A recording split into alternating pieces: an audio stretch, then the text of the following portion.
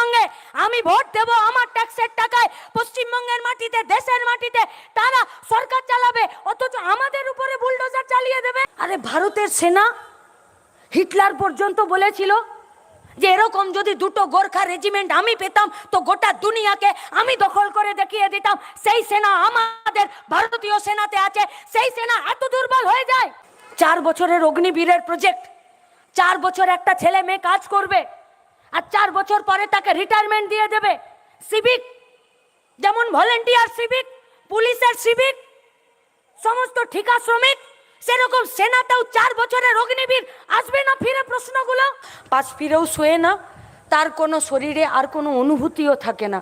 আর যে মানুষ বেঁচে থাকতেও প্রশ্ন করে না, তার শরীরে কোনো মায়া মমতা থাকে না, দুঃখ থাকে না, প্রশ্ন করতে পারে না, অনুভূতি থাকে না, তাহলে সেই মানুষ বেঁচে থাকা আর মরে থাকা দুটোই তো সমান। তাহলে দেশের তৃণমূল বিজেপি কি চাইছে? যে এই প্রজন্ম যারা ইয়াং জেনারেশন তারা বিনা প্রশ্ন করে থাক, আর প্রশ্ন করলেই বলবে যে তুমি পাকিস্তানি, প্রশ্ন করলেই তুমি বলবে যে তোমরা দেশদ্রোহী, প্রশ্ন করলেই তুমি বলবে যে এখন সেনারা বর্ডারে ওখানে যুদ্ধ করছে আর তোমাদের এইসব প্রশ্ন করছে। আরে अगर इतना ही तुमको मालूम है तो LIC को क्यों बेच दिया भाई? माइनस ग्लेशियर में टेम्परेचर में जो सेना वहां पर काम करता है और पाए জুতোর জন্য তো LIC পয়সা দেয়, সেই LICটা কোন বাপের কথাতে বেচে দিলে? তাহলেও তো সেনাদের জন্য কাজ হচ্ছিল। কই সেসব বিষয় তো তোমাদের কোনো কথা নেই। কি বলেছিল বিজেপির পার্টিটা? কি বলেছিল বিজেপির পার্টিটা? তো বলেছিল যে 370 নম্বর ধারা যদি বাতিল হয়ে যায় আর যদি ডিমনিটাইজেশন হয়, নোটবন্দি হয়ে যায়, তাহলে সন্ত্রাসবাদের টুটি টিপে দেবো। তাহলে 26 জনকে নিজের প্রাণ কেন দিতে হলো জিজ্ঞেস করবে না দেশের মানুষ? আর এটা জিজ্ঞেস করতে গেলেই বলছে তোমরা দেশদ্রোহী। মোদী সরকার যখন গোটা রাজ্যের দেশের সব পলিটিক্যাল পার্টিগুলোকে একসঙ্গে মিটিংয়ে ডাকলো, কোনো পার্টি বললো যে মিটিংয়ে যাব না?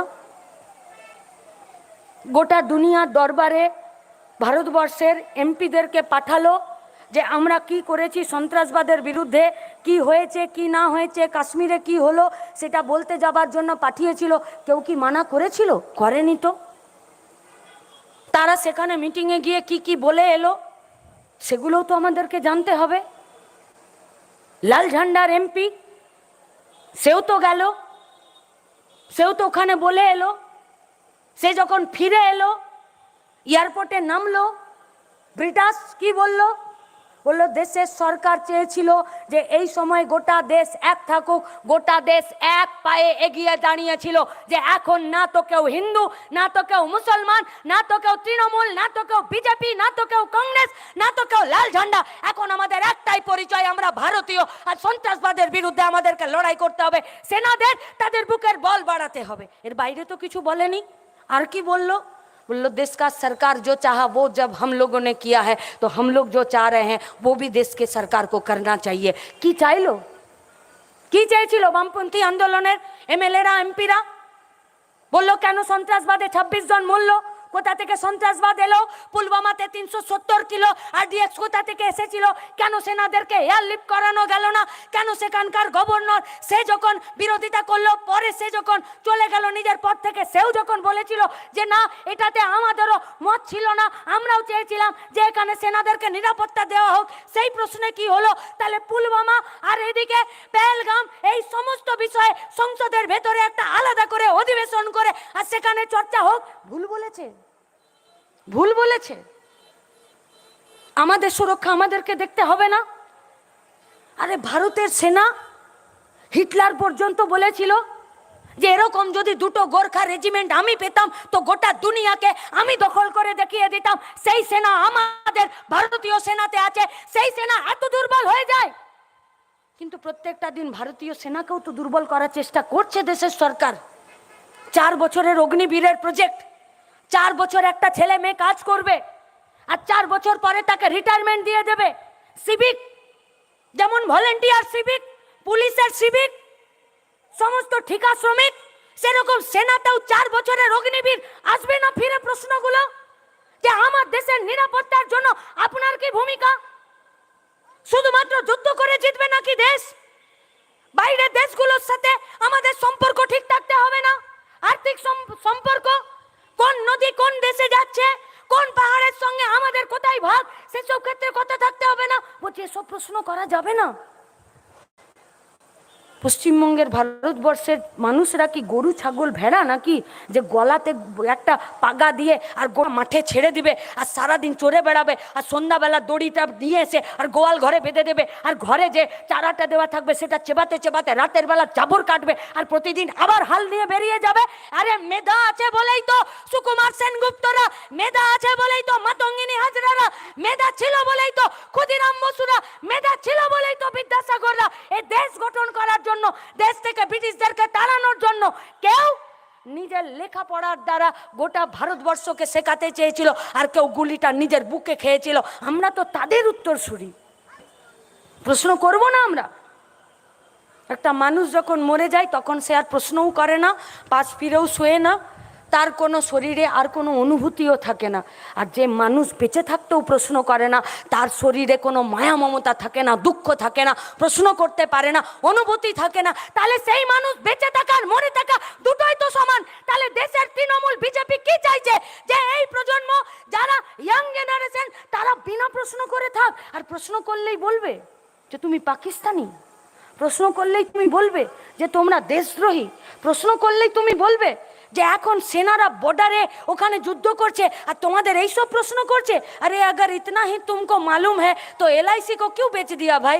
माइनस ग्लेशियर में टेम्परेचर में जो सेना वहां पर काम करता है और पाए জুতোর জন্য তো এলআইসি পয়সা দেয়, সেই এলআইসিটা কোন বাপের কথাতে বেচে দিলে? তাহলেও তো সেনাদের জন্য কাজ হচ্ছিল। কই সেসব বিষয়ে তো তোমাদের কোনো কথা নেই।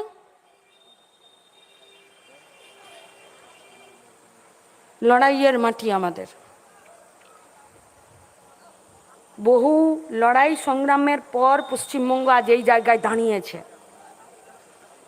একটা সময় ছিল বীরভূমের ধীরেন লেট থেকে শুরু করে ঝাড়গ্রামের সীতামণি সোরেন, কেউ কান ধরে উঠবোস করেছিল যে আমি আর বামপন্থী রাজনীতি করব না। আর সীতামণি সোরেনকে নিজের ছেলের লাশ সালকু সোরেনকে 3 দিন দেখতে হয়েছিল, পোকাতে কামড়ে খেয়ে মরেছে। বারাতলার মহিলা নেত্রীকে দেখতে হয়েছিল ধর্ষণের পর গাছে ঝুলছে। নন্দীগ্রামে দেখতে হয়েছিল বামপন্থী রাজনীতি আন্দোলন করে বলে তাকে জ্বলন্ত ইট ভাটায় ফেলে দিয়েছিল, দেখতে হয়েছে। পশ্চিমবঙ্গে সেই অবস্থার পরিবর্তনের পর আপনার হাতে কাজ আছে। আপনার দোকানে জিনিসপত্রের দাম কমলো, সৎপথে রোজগারের জায়গা আছে, আপনি কোনো সমস্যায় পড়লে পুলিশ আপনার পাশে এসে দাঁড়াচ্ছে, বিএলআরওর অফিস তারা বিনা ঘুষে কাজ করছে, এসএসসি কমিশনটা বিনা ঘুষে কাজ করছে, সরকারি স্কুলগুলোতে কাজ হচ্ছে, সরকারি হেলথ সেন্টারগুলোতে আইসিডিএস সেন্টারগুলোতে কাজ হচ্ছে। তাহলে কিসের জন্য পশ্চিমবঙ্গে আমি ভোট দেব? আমার ট্যাক্সের টাকায় পশ্চিমবঙ্গের মাটিতে, দেশের মাটিতে তারা সরকার চালাবে, অথচ আমাদের উপরে বুলডোজার চালিয়ে দেবে। আজকে নতুন করে প্রশ্নগুলো তো উঠে আসছে,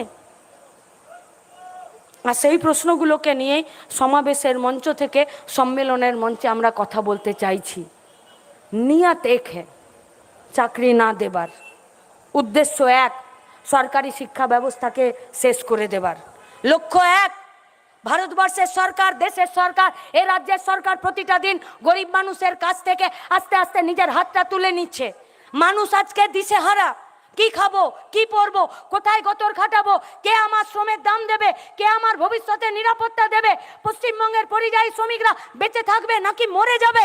তাহলে যখন এই ব্যতিব্যস্ত অবস্থা, অস্থির পরিস্থিতি, তখন আমাদেরকে মন্দির দেখিয়ে দিচ্ছে, তখন আমাদেরকে মসজিদ দেখিয়ে দিচ্ছে। রাজ্যের এবং দেশের যুব সম্প্রদায়কে ঠিক করতে হবে, আমাদেরকে ঠিক করতে হবে। এই প্রজন্মের, এই ভবিষ্যৎ প্রজন্মের 15 থেকে 40 বছর বয়স যাদের, আমাদেরকে ঠিক করতে হবে আমরা কি করব। ওই বন্যায় ভেসে যাব নাকি স্রোতের প্রতিকূলে দাঁড়ানোর জন্য নিজের পায়ের নিচের জমি শক্ত করে গলা শিরা ফুলিয়ে নিজেদের কাজটা নিজেরা ঠিক করে যাব। তার দাবিতেই তো আমাদের গোটা রাজ্য জুড়ে সম্মেলনগুলো চলছে। আর যখন পূর্ব মেদিনীপুরে আপনাদের এখানে এসে আমরা বক্তৃতা করছি, কমরেডরা ফুটবল খেলা করাচ্ছে সম্প্রীতির জন্য, পূর্ব বর্ধমানে তখন সেখানে কনভেনশন হচ্ছে, আলিপুরদুয়ারে তখন কনভেনশন হচ্ছে, আগামীকাল কোচবিহারে, ঝাড়গ্রামে ডিওয়াইএফআই নিজেদের ইতিহাসের ফিরে চর্চা করছে। সকাল থেকে এখন পর্যন্ত ডিওয়াইএফআইয়ের কমরেডরা কোন হসপিটালে কোন রোগী ব্লাড পায়নি তার ব্যবস্থা করছে। সপ্তাহে 4টা দিন ডিওয়াইএফআইয়ের এমন যায় যে পরিযায়ী শ্রমিকরা বাইরের রাজ্যে পড়ে আছে, আরপিএফরা পেটাচ্ছে, ভাষা বাংলাদেশি, ভাত লুঙ্গি এইসব দেখে তাদেরকে পেটাচ্ছে, মরে যাচ্ছে, কাজ করতে গিয়ে তারা মরে যাচ্ছে, তাদেরকে ফেরত আনার ব্যবস্থা করতে হচ্ছে। তারপরেও যখন কলকাতার রাস্তায়, উত্তর কন্যার রাস্তায়, পূর্ব মেদিনীপুরের জেলা পরিষদের অভিযানে যখন আমরা রাস্তায় দাঁড়াই, তখন এই পুলিশ আর সিভিক ভলেন্টিয়াররা বীরপুঙ্গব হয়ে আমাদের উপরে লাঠি উঁচিয়ে আসে। আর যতক্ষণ না আমাদেরকে পিটিয়ে ওরা ঠান্ডা করতে পারে, আর যতক্ষণ না পর্যন্ত আমাদেরকে লকআপে ভরে দিতে পারে, ওদের উপর থেকে অর্ডার আসে না যে এবারে লাঠি চার্জটা বন্ধ করো। মইদুলকে হারিয়েছি শুধুমাত্র লাঠি চার্জে মরেছে বলে, কিন্তু এরা কোথায় জব্দ জানেন তো? যখন অনুব্রত এদেরকে মা বোন তুলে খিস্তি দেয় তখন এরা জব্দ হয়ে যায়, তখন এদের লাঠি হচ্ছে না। আমাদের এক নেতা বলছিল যে পুলিশকে তোমরা এত গাল দাও। আমরা বললাম যে আমরা তো তাও ভদ্র গাল দিই, অনুব্রতর খিস্তি যদি দিয়ে মাফিনামা লিখে দেয়, এরা তো টেবিলের তলায় কেন, আর কোথাও লুকানোরও জায়গা পাবে না। আমাদেরকে তো একজন বলছিল যে পুলিশ নাকি এখন বাড়ি গিয়ে রাতে খাবার খায় না, শুধু জল খেয়ে ঘুমিয়ে যায়। বলছে সারা দিন ভর এত খিস্তি খেয়েছি না, ওতেই পেট ভরে গেছে।